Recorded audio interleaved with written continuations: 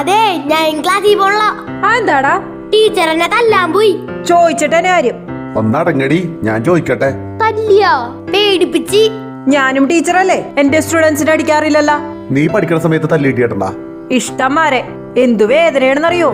എനിക്കും കിട്ടിയിട്ടുണ്ട്. പിന്നെ നല്ല ഒന്നാം തരം ചൂരലിന്. അല്ല, നീ പഴയ ടീച്ചർമാരെ കാണാറുണ്ടാ? ഇടക്കൊക്കെ പോയി കാണും. തല്ലിയ ടീച്ചറല്ലേ, പോയി കാണണ്ട. അന്ന് ഞങ്ങളോട് എത്ര സ്നേഹമാണെന്നറിയോ അവർക്ക്. എന്നാലും പേടിപ്പിച്ചില്ലേ? അപ്പേ കേസ് കൊടുക്ക. അന്ന് തല്ലുള്ളൂന്ന് മേടിച്ചിട്ടെ എല്ലാ ദിവസവും പഠിച്ചിട്ടാ പോണേ. പീഡിപ്പിച്ച് പഠിപ്പിക്കേ. ഇന്നത്തെ പല ഉയർന്ന ഉദ്യോഗസ്ഥരും അന്ന് സാധാ സ്കൂളിൽ നിന്ന് തല്ലുകൊണ്ട് പഠിച്ചവരാ. അതിന് ഇന്നത്തെ പോലെ കേസ് കൊടുക്കാൻ നിന്ന അന്നത്തെ ടീച്ചർമാർക്ക് ജയിലിൽ നിന്ന് ഇറങ്ങാൻ നേരം ഉണ്ടാവൂല. കേസ് കൊടുക്കട്ടെ റോഹ? അത് വേണ്ട.